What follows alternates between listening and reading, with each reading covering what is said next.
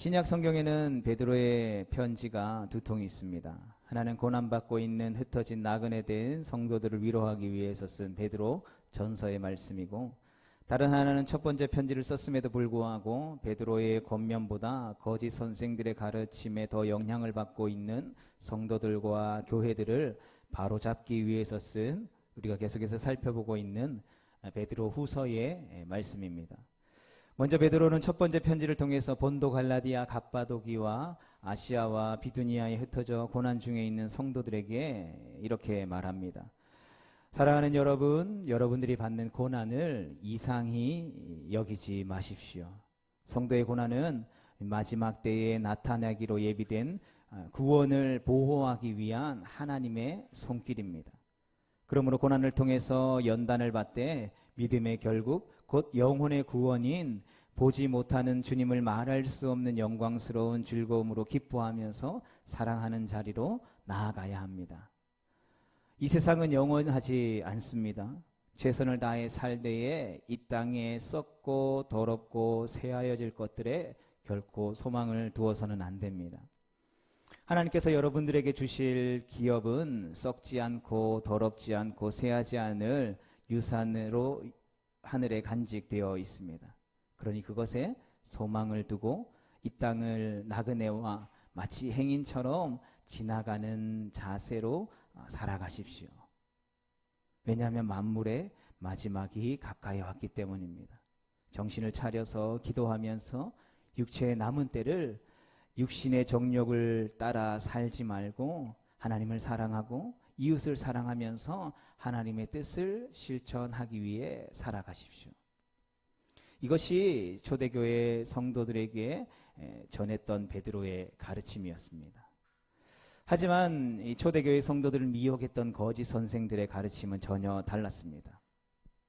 그들은 하나님께 은혜와 복을 받으면 이 땅에서 잘되고 성공해야 한다라는 것입니다. 어떻게 보면 틀린 말이 아닌 것 같아 보입니다. 성공하고 성공해서 여러분들이 원하는 대로 마음껏 즐기고 자유를 누려야 합니다. 그리스도인들이라고 애매하게 고난을 당할 이유가 없다라는 것입니다. 왜 손해봅니까? 왜 양보합니까? 그렇게 할 필요가 없습니다.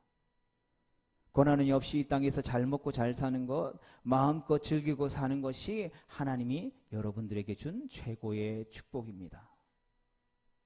주님이 다시 오신다고요? 그것들은 사도들이 지어낸 거짓말일 뿐입니다. 세상을 보십시오. 하늘과 땅을 보십시오. 주님이 이 땅을 창조하신 이후로 달라진 것이 있습니까?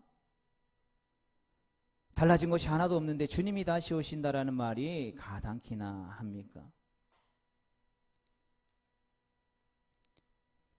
베드로는 주님이 다시 오실 때가 있으니 지금 여기 이 땅을 나그네와 행인같이 지나가는 자세로 살라고 성도들을 권면했습니다. 그러나 거짓 선생들은 주의 재림은 없다라고 가르칩니다. 이 땅에서의 삶이 전부라고 가르친다라는 것이죠. 성도들은 무엇이 성경적인 가르침입니까? 무엇이 우리의 마음의 소망이 되고 무엇이 우리의 마음을 움직이며 우리의 마음을 채워서 우리의 삶을 움직이는 원동력이 되는 말씀입니까? 베드로를 통한 성경적인 가르침입니까? 아니면 거짓 사도들이 가르치는 거짓 가르침입니까? 베드로 사도는 주의 강림이 사도들이 교묘하게 지어낸 이야기가 아니라는 것을 1장 16절에서 변론합니다. 베드로와 요한과 야고보는 장차 다시 오실 주님의 크신 위엄을 변화산에서 친히 보았다라는 것들을 통해서 말씀해 주고 있는 것이죠.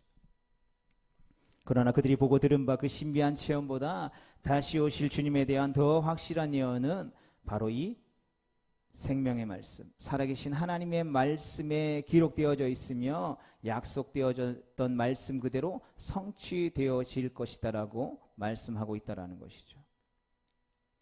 그렇기 때문에 주의 강림을 믿지 못하고 주의 다시 오심이 없다라고 말하는 가르치는 자들은 하나님을 조롱하고 주의 약속의 말씀을 멸시하는 자들이다라고 말씀해 주고 있는 것이죠. 오늘 본문 3절과 4절 말씀을 다시 한 번 더 읽어보겠습니다. 시작. 먼저 이것을 알지니 말세에 조롱하는 자들이 와서 자기의 정욕을 따라 행하며 조롱하여 이르되 주께서 강림하신다는 약속이 어디 있느냐. 조상들이 잔 후로부터 만물이 처음 창조될 때와 같이 그냥 있다 하니. 여러분, 왜 거짓 사도들이, 거짓 선생들이 주의 강림을 조롱합니까?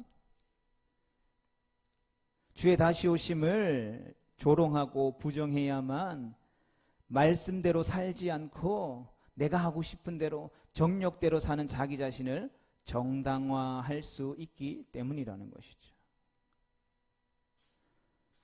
여러분, 오늘날 우리는 신앙이라는 울타리 안에서, 테두리라는 안에서 교회에서만 사용되는 언어들을 쓰죠. 그리고 교묘하게 그 언어들을 통해서 자기가 하고 있는 행동들이나 자기가 하고 있는 삶의 모습들을 정당화하는 표현들을 하는 것을 보게 됩니다. 왜요? 그래야만 다른 사람들이 나를 판단하거나 평가하거나 정죄하는 일에서부터 자유할 수 있기 때문에, 그래야만 신앙이라는 울타리 안에서 내가 하고 싶은 것도 하고 또 하나님의 은혜들도 받아서 누리며 살아가는 양다리 걸친 삶을 살아갈 수 있기 때문에, 모든 사람들이 다 교회를 다니고 말씀대로 살려고 노력한다라고 말하죠. 우리가 교회를 다니고 신앙생활하면서 집사님 말씀대로 살고 계시죠? 그러면 다 말씀대로 살고 있다라고 하죠. 그러나 그 마음속 깊은 곳에서는 말씀대로 산다라고 말하면서도 내가 하고 싶은 대로 사는 삶을 그 말씀을 통해서 신앙이라는 울타리 안에서 이루고 살아가기를 원한다라는 것이죠. 그래서 마치 말씀을 쪽집게 뽑듯이 그 말씀이 가지고 있는 원래의 뜻보다는 내가 이 일을 하고 싶은데 이 일을 하기에 정당화할 수 있는 말씀을 성경에서 찾아오는 것이죠. 그래서 하나님이 이렇게 말씀하셨어, 이렇게 해야 돼 라는 말들로 자신의 욕망을 채우기에 급급하며 살아간다는 것이죠. 그렇게 해야 부패한 정욕을 따라 자기 마음대로 산 자신을 심판할 자가 없어지기 때문이라는 것이죠. 만물이 처음부터 지금까지 그대로 있다라고 하는 저들의 주장은 모든 세상이 하나님의 말씀으로 된 것을 고의로 잊으려고 거짓말하는 것이죠. 마치 주인이 집 안에 있는데도 불구하고 이 집은 빈집이라고 말하는 무례하고도 악한 모독의 말이라는 것입니다. 이어진 본문 5절과 6절과 7절 말씀을 같이 보겠습니다. 시작. 이는 하늘이 옛적부터 있는 것과 땅이 물에서 나와 물로 성립된 것도 하나님의 말씀으로 된 것을 그들이 일부러 잊으려 함이로다. 이로 말미암아 그때의 세상은 물이 넘침으로 멸망하였을 때 이제 하늘과 땅은 그 동일한 말씀으로 불사르기 위하여 보호하신 바 되어 경건하지 아니한 사람들의 심판과 멸망의 날까지 보존하여 두신 것이니라. 아멘. 하늘과 땅과 세상의 모든 것은 다 하나님의 말씀으로 된 것입니다. 하나님의 말씀으로 온 세상을 창조하셨고 창조하신 모든 것을 말씀으로 다스리고 계시다라는 것이죠. 지금 우리가 눈으로 보는 이 세상은 거짓 선생들의 주장처럼 처음 말씀으로 창조하신 그 하늘과 그 땅이 아니라는 것이죠. 왜 그렇습니까? 이미 한번 심판이 지나간 하늘과 땅이기 때문이죠. 하나님은 노아 때에 하나님의 말씀을 믿지 않고 조롱하는 자들과 그들이 살아가는 세상을 물로 심판하셨습니다. 그래서 지금 우리가 보는 세상, 거짓 선생들이 눈에 보이는 대로 말하는 세상은 처음 창조 때의 하늘과 땅이 아니라 바로 노아 때에 홍수로 심판하신 이후의 하늘과 땅이라는 것이죠. 그렇기 때문에 만물이 처음 창조될 때와 같이 그냥 있었다라고 하는 거짓 선생들의 주장은 하나님께서 말씀으로 온 천지 만물을 창조하시고 말씀으로 그 땅을 다스리고 통치하시며 말씀대로 심판하신 것을 일부러 잊어버리려고 하는 조롱의 말이라는 것이죠. 이들이 끝까지 다시 오실 주님과 그로부터 주어지는 심판을 부정하고 조롱한다라면 어떻게 되겠습니까? 바로 노아의 시대에 경건하지 않았던 자들의 최후와 같이 될 것이다라고 베드로 사도는 경고하고 있는 것이죠. 이에 대해 마태복음 24장 37절로 39절의 말씀에 이렇게 기록되어져 있습니다. 함께 보겠습니다. 노아 때와 같이 인자의 임함도 그러하리라. 홍수 전에 노아가 방주에 들어가던 날까지 사람들이 먹고 마시고 장가들고 시집가고 있으면서 홍수가 나서 그들을 다 멸하기까지 깨닫지 못하였으니 인자의 임함도 이와 같으리라. 아멘. 노아 시대에 하나님께서 말씀하신 후에 홍수 심판을 믿지 않고 이 땅이 영원할 것처럼 거기서 먹고 마시고 장가들고 시집드는 것에 모든 소망을 걸었던 이 현세주의자들, 그리고 쾌락주의자들, 기복주의자들이 있었다라는 것이죠. 아니, 죄악이 가득한 그때에 노아와 그의 가족들을 빼고 모든 사람들이 그렇게 살았다라는 것이죠. 그들이 어떠했습니까? 노아와 그의 가족들을 조롱했습니다. 하나님의 심판이 없을 것이다라고 확신했습니다. 노아에게 홍수의 심판을 말씀하신 하나님을 조롱했다는 것이죠. 그러나 그들의 조롱은 하나님의 약속처럼 세상이 물로 멸망했을 때에 얼마나 어리석은 조롱이었는지 드러나게 되었다라는 것이죠. 부패한 정욕대로 살면서 주님께서 다시 오신다라는 성경의 말씀을 조롱하는 거짓 선생들과 그들의 가르침을 따르는 자들도 미래에는, 장래에는 바로 그렇게 될 것이다라고 베드로 사도는 경고하고 있는 것이죠. 그들의 눈에 세상이 영원할 것처럼 보이는 것은 주님이 아무 일도 하지 않아서가 아니라는 것이죠. 오히려 주님께서 이 세상을 말씀으로 붙들고 계시기 때문인 것입니다. 그렇다면 주님이 어떻게 말씀을 붙들고 계십니까? 바로 홍수 심판 후에 다시는 물로 이 세상을 심판하지 않겠다라고 말씀하신 하나님이시다라는 것이죠. 하나님은 지금도 홍수 이후의 하늘과 땅을 말씀으로 붙들고 계시면서 택한 백성들을 구원해내고 계시다라는 것입니다.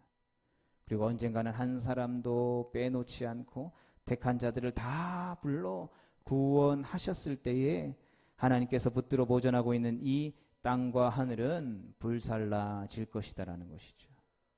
그리고 그때에 주님의 다시 오심은 없다라고 하나님의 말씀을 조롱하던 자들, 자기 정욕대로 살던 자들이 바깥 어두운 데 떨어져서 슬피 울며 이를 갈게 될 것이다라는 것입니다.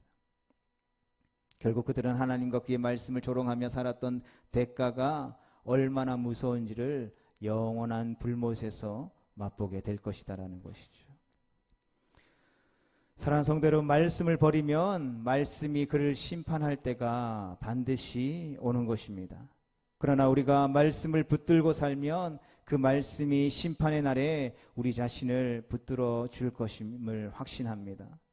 우리가 성도라고 하면서 이 세상이 전부인 것처럼 산다라면 그것은 다시 오신다라고 말씀하신 주님의 강림과 하나님의 약속의 말씀을 소홀히 여기며 사는 것이라 할 수 있습니다. 그리고 하나님의 말씀을 소홀히 여기는 것은 바로 자신이 붙들고 있는 밧줄을 스스로 끊고 밑도 끝도 없는 수렁과 무저갱 속으로 빠져가는 가장 어리석은 짓이라는 사실들을 우리는 이 베드로 사도의 권면의 말씀을 통해서 기억할 수 있어야 하는 것입니다. 우리 주님 반드시 다시 오십니다. 우리가 그 주님의 다시 오심을 믿는다면 생명 다해 하나님의 말씀을 붙들고 살아가야 할 것입니다. 그 하나님의 말씀을 붙드는 데에 그 어떠한 핑계도, 그 어떠한 다른 이유도 들 수 없을 것입니다. 부패한 정욕과 세상의 소리를 따라가지 말고 우리에게 허락하신 그 생명의 말씀, 그 말씀을 듣고 그 말씀을 읽고 그 말씀을 배우며 그 말씀이 앞서가면서 우리 가운데에 열어주는 그 길을 향하여서 우리는 그 말씀을 따라 나아가고 살아가야 할 것입니다. 왜냐하면 그 말씀 안에 생명이 있고 구원이 있으며 영광이 있기 때문인 것입니다.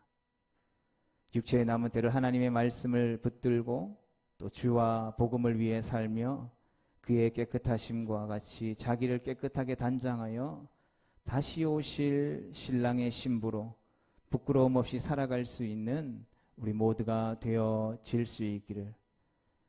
그래서 말씀을 조롱하는 자들의 그 조롱이 결국은 멸망의 길이라는 것을 확증할 수 있는 그러한 지증인된 삶을 살아가기에 부족함이 없는 우리 모두가 되어질 수 있기를 주님의 이름으로 축복합니다.